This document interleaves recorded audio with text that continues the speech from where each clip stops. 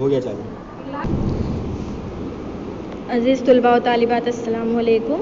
आज हम आपकी 10वीं जमात का सबक नंबर 1 कीमियावी तामुलात और मसावातें और उसका कुछ बेसिक सीखने जा रहे हैं। सबसे पहले कीमियावी तामुलात और मसावातें जो है वो इसके अंदर दो चीज़ों का सीखना ज़रूरी है। दो चीज़ों के अंदर क्या है इसके अंदर सीखने का कि सबसे पहले है कीमियाई। सबक के नाम को ही पहले समझो। कीमियाई क्या है? कीमियाई तामुल।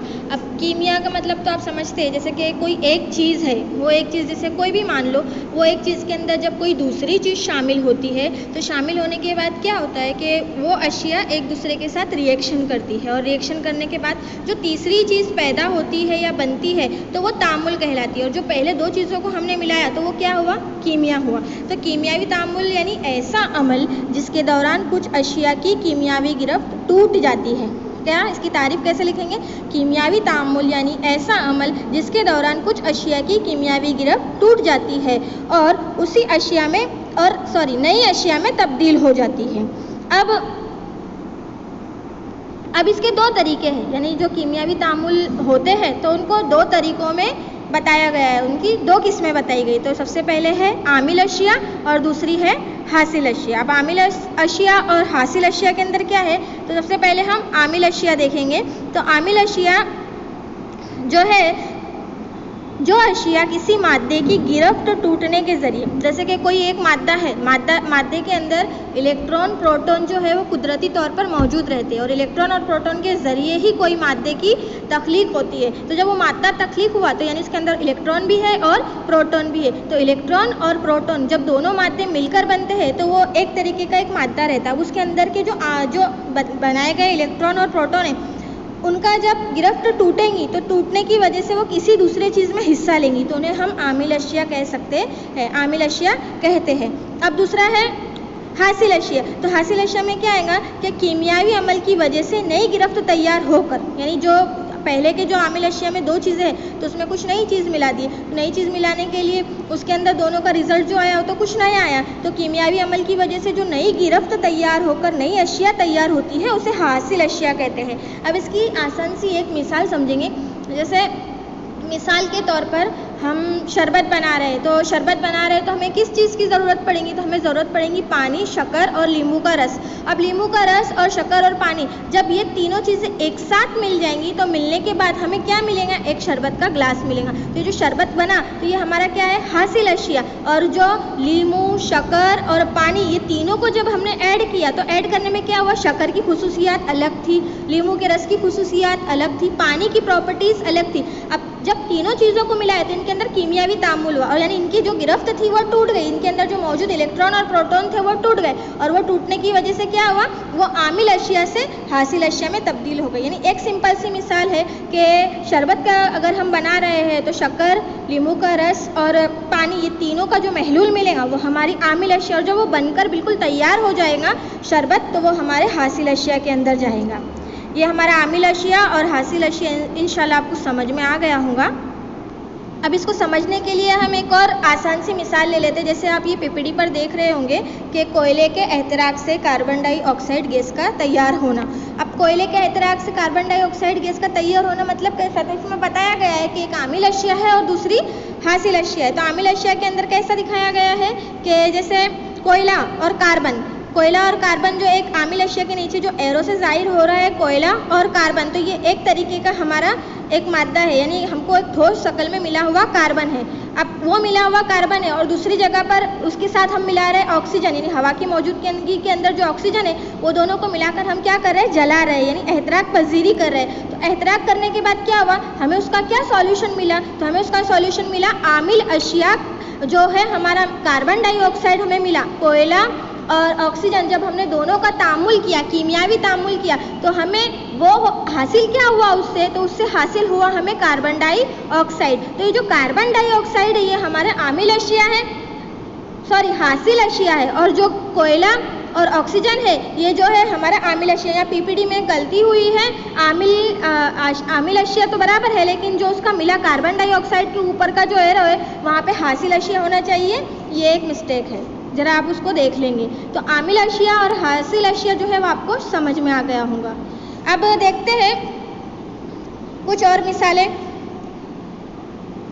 अब एक इसमें इससे पहले की पीपीटी में आपको एक डाउट होगा कि एहतराक यानी क्या। तो एहतराक का मतलब होता है कि कम हवा की मौजूदगी में जो जलाया जाए उसे एहतराक का अमल कहते हैं। यानी कि जब बहुत कम हवा हो, ऑक्सीजन की मौजूदगी हो और कोई हम केमिकल को जला रहे हैं तो वो जलाने का अमल एहतराक पजीरी का अमल कहलाता है। अब हम बात करेंगे पहले क्या होता था। पहले के जो साइंसदान थे, जैसे कि 18वीं और 19वीं सदी में कुछ साइंसदानों ने कीमियावी तामुलात पर तजुर्बात किए, बुनियादी तजुर्बात किए और बुनियादी तजुर्बात से साबित किया कि कीमियावी तामुलात के दौरान मादे की साख्त में तब्दीली वाक़ई होती है। उन्होंने अपने तजुर्बात से क्या बयान किया कि कीमियावी तामुलात के दौरान जो है मादे की साख्त में तब्दीली होती है और ये तब्दीली मुस्तकिल नौइयत की होती है, हमेशा की होती है। उसमें चेंजेस जो है वो होते रहते हैं। जैसे उसके बरक्स तबई तब्दीली की हालत में सिर्फ मादे की हालत या सूरत में तब्दीली वाक़ई होती है और ये तब्दीली कभी कभी आर्जी नौइयत की होती है। अब तबई तब्दीली का क्या बताया जा रहा है कि कभी कभी वो हालात के मुताबिक होती है आर्जी तबई तब्दीली, और ये तब्दीली के अंदर क्या होता है कि सिर्फ इसकी शक्ल और सूरत बदलेंगी लेकिन इसकी खुसूसियात नहीं बदलती। और कीमियावी तब्दीली के अंदर क्या होता है कि वो मुकम्मल तौर पर बदल जाती है। अब 1890 की सदी में क्या हुआ कि साइंटिस्ट ने जब कीमियावी तामुल का एक बेसिक तजुर्बात किए यानी एक्सपेरिमेंट किए, तो 1890 के सदी के अंदर जब साइंसदानों ने कीमियावी तामुलात के बेसिक तजुर्बात एक्सपेरिमेंट किए तो उन्होंने जो दो टाइप के तामुल बताए यानी दो तरीके बताए उसके, एक है जिसमें तबई तब्दीली होंगी और एक है जिसमें कीमियावी तब्दीली होंगी। तो अब हम यहाँ हमने उसे एग्जाम्पल और तारीफ को मैं आपको बता रही हूँ कि अगर ये इम्तिहान में 3 मार्क के लिए पूछा जाता है कि तबई तब्दीली और कीमियावी तब्दीली के बारे में बताए या उसका फ़र्क वाज़े कीजिए, ऐसा सवाल आता है। तो तबई तब्दीली भौतिक गुणधर्मों गुजराती में कहेंगे और कीमियावी तब्दीली को रासायनिक गुणधर्मों कहेंगे। तो इसका हम लोगों को तफावत बताना होती है कि भौतिक और रासायनिक ये दोनों की तफावत लिखने की रहती है। तो इसको आप ज़रा ध्यान में रख के देख लेंगे कि ये 3 मार्क का एग्ज़ाम में पूछा जाता है।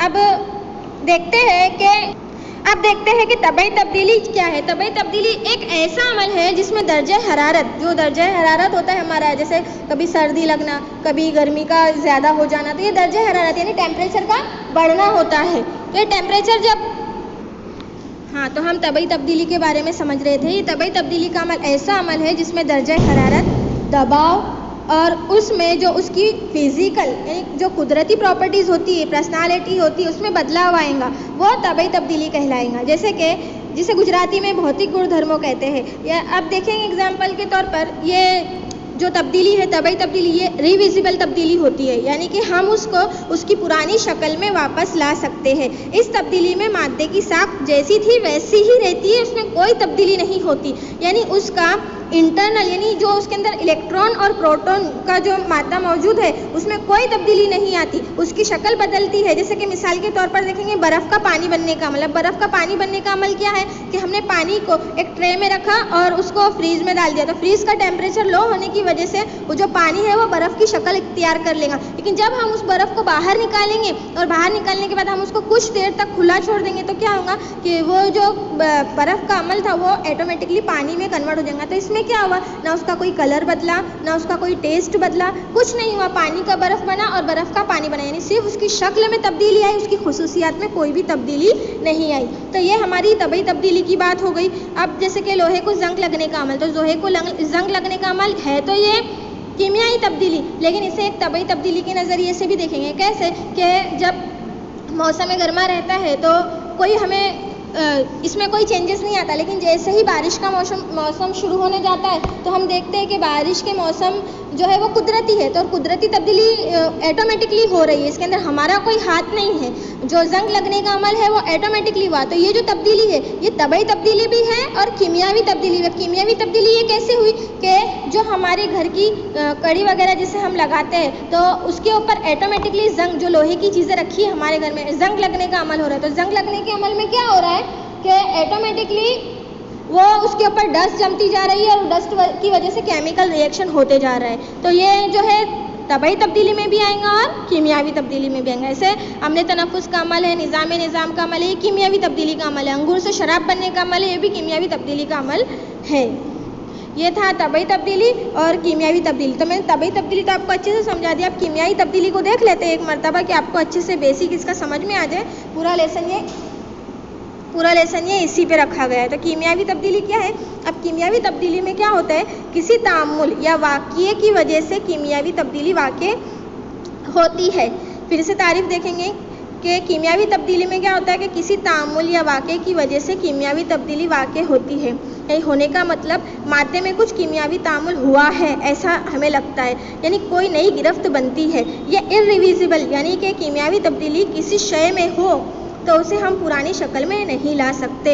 एक सिंपल सी बात है कि कीमियावी तब्दीली का ये मतलब है कि जो उसकी पहली शक्ल थी और पहली शक्ल के बाद जब वो दूसरी शक्ल में आए तो हम उसको उसकी पहली शक्ल में नहीं ला सकते। तो पहली इसकी ये खुसूसियात है। इसकी एक मिसाल देख लेंगे, यानी इसके जो इलेक्ट्रॉन और प्रोटॉन जो इसमें मौजूद है वो नई शक्ल इख्तियार कर लेते हैं, और जब वो नई शक्ल इख्तियार करेंगे तो हम उसको उसकी पुरानी शक्ल में नहीं ला सकते। ये इसकी दोनों के अंदर का सबसे बड़ा डिफरेंस है। अब इसके अंदर देखेंगे जैसे कि हम हमारे घर की मिसाल लेंगे, हमारे घर के खाना बनाने की मिसाल लेंगे।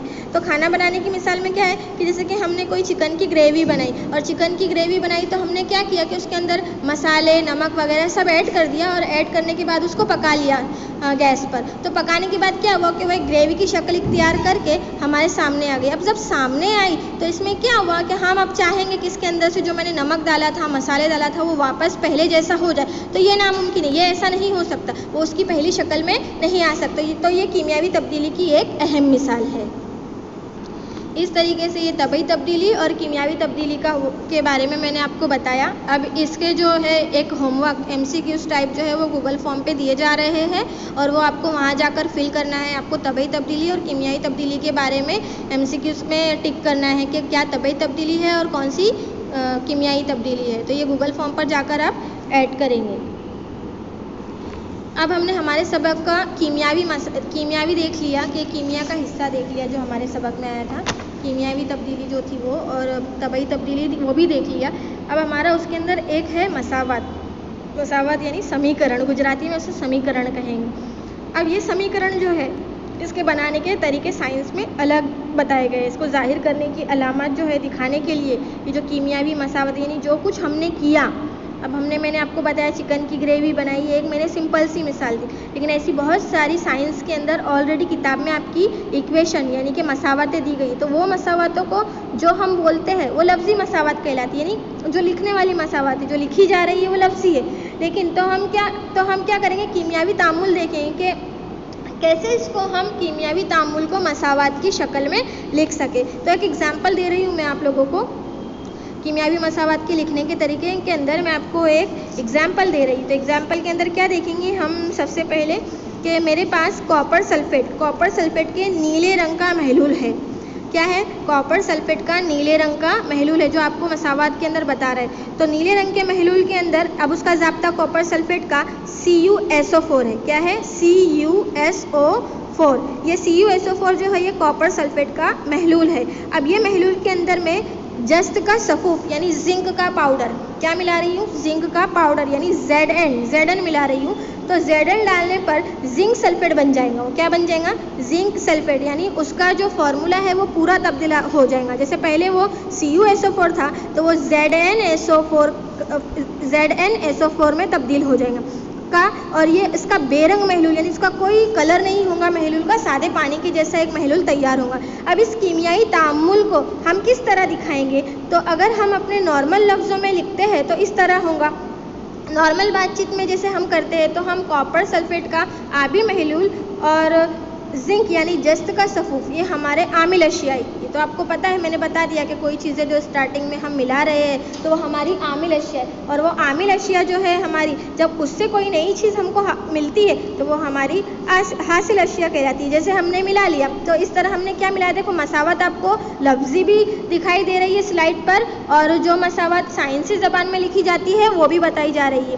तो आपको यहाँ पे बताया गया है कि कॉपर सल्फेट प्लस जस्त का सफूफ यानी CuSO4 प्लस Zn। अब ये जो एरो यानी जो तीर बताया जा रहा है ये तीर बेहद ज़रूरी है। क्यों? क्योंकि हमने जो दो चीज़ों को मिलाया तो वो दो चीज़ों का रिएक्शन क्या हुआ, वो दो चीज़ें मिली तो क्या बना, तो उसको इस तीर के ज़रिए बताया जाता है कि जो हमने दो चीज़ें मिला ली, वो दो चीज़ों का अंदर ZnSO4 यानी कि जिंक सल्फेट हमको मिल गया, उसका आबी महलूल मिला। और एक चीज़ उस पानी में देखने मिली कि उसमें तांबा भी शुमार हुआ, यानी तांबे का कुछ हिस्सा पाया गया। तो उसको प्लस की निशानी के ज़रिए हम Cu से जाहिर करेंगे, जो कॉपर की एक निशानदेही करता है।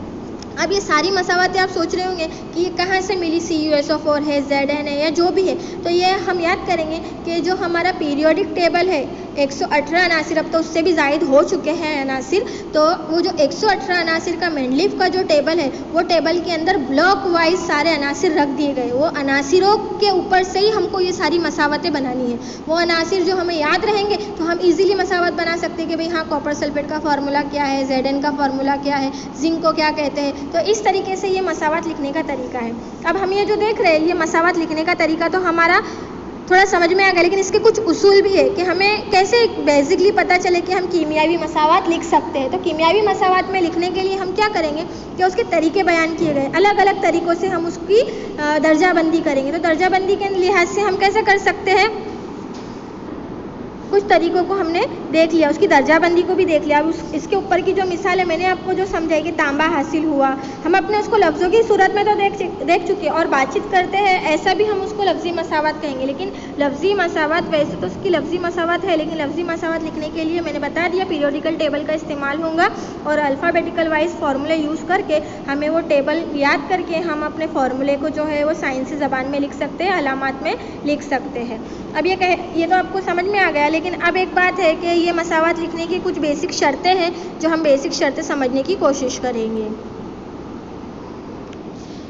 अब ये सब देख लिया, अब कीमियावी मसावत को लिखने के तरीके कैसे। तो तरीक़ों के अंदर यहाँ पे 4 तरीके शामिल है जो आपको पीपीटी पर बताए जा रहे हैं। अब ये आपकी टेक्स्ट बुक में बहुत सारी मिसालें भी दी गई है, आप उसको देखकर बेसिक 4 रूल जो है समझ सकते हैं। इसमें दी गई है टेक्स्ट बुक के अंदर, लेकिन उसको समझना है। तो सबसे पहले कोई मसावत को लिखने के लिए, जैसे शुरुआत में हम मसावत लिख रहे हैं, तो मसावत लिखने के लिए आमिल अशिया, मैंने बताया ना कि जो 2 अशिया का कंटेंट मिलेगा तो वो आमिल कहलाएगा। तो वो आमिल अशिया को हमेशा बाएं तरफ यानी उल्टे हाथ की सिमत में लिखा जाता है।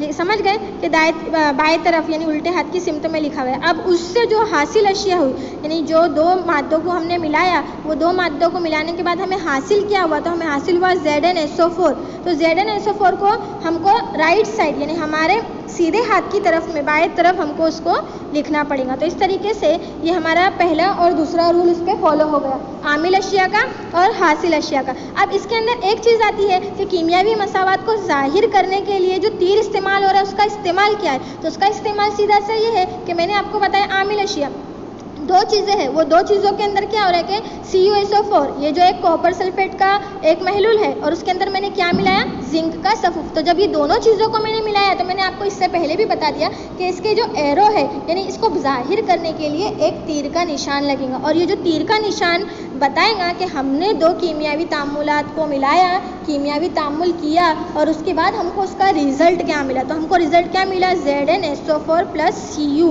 अब जो प्लस की निशानी है उसके बारे में भी आपको बता रही हूँ कि जब 2 आमिल अशिया हो, 2 या 2 से ज़्यादा आमिल अशिया हो, तो उसके दरमियान फ़र्क वाज़े करने के लिए हमें प्लस की निशानी लगानी पड़ती है। जैसे कि मैथ्स के अंदर होता है कि कोई नंबर हम लिख रहे हैं, अब कोई नंबर को हमको अलग जैसे मैंने लिख दिया कि मेरे को 4 के साथ 4 रखना है, तो 4 को मैं एक साथ लिख दूंगी तो वो 44 हो जाएगा यानी 44 हो जाएगा। लेकिन मुझे 44 नहीं बताना है, मुझे 4 + 4 यानी दोनों को अलग अलग करके बताना है। तो उसकी पूरी प्रॉपर्टीज़ चेंज हो जाए ना। अगर मैं प्लस की निशानी अगर मैथ्स में नहीं लगाती हूँ तो वो क्या हो गया, 44 हो गया। लेकिन अगर मैं दरमियान में प्लस की निशानी लगाती हूँ तो मुझे मेरा मुतबादिल हासिल होगा यानी 4 4 + 8। तो इसी तरीके से जब ये केमिकल को जाहिर करना होता है, आमिल अशिया को अलग अलग बताना होता है कि क्या मिलाया, किसके साथ मिलाया, तो उसको बताने के लिए ये प्लस की निशानी बेहद ज़रूरी है। ये बताती है कि ये दोनों केमिकल अलग अलग हैं और ये दोनों केमिकलों को मिलाया जा रहा है। फिर जो तीर का निशान है वो ये बताता है कि ये जो 2 केमिकल है इनको मिलाया गया, और मिलाने के बाद जो नया केमिकल इनको मिला है वो इसके राइट साइड में दर्शाया यानी दिखाया गया है। तो इंशाल्लाह आपको उम्मीद है कि ये चीज़ समझ में आ गई होंगी कि आमिल अशिया क्या है, मसावत लिखने का तरीका क्या है। नहीं समझ में आया तो आप जो है वो मैसेज के ज़रिए पर्सनली पूछ सकते हो।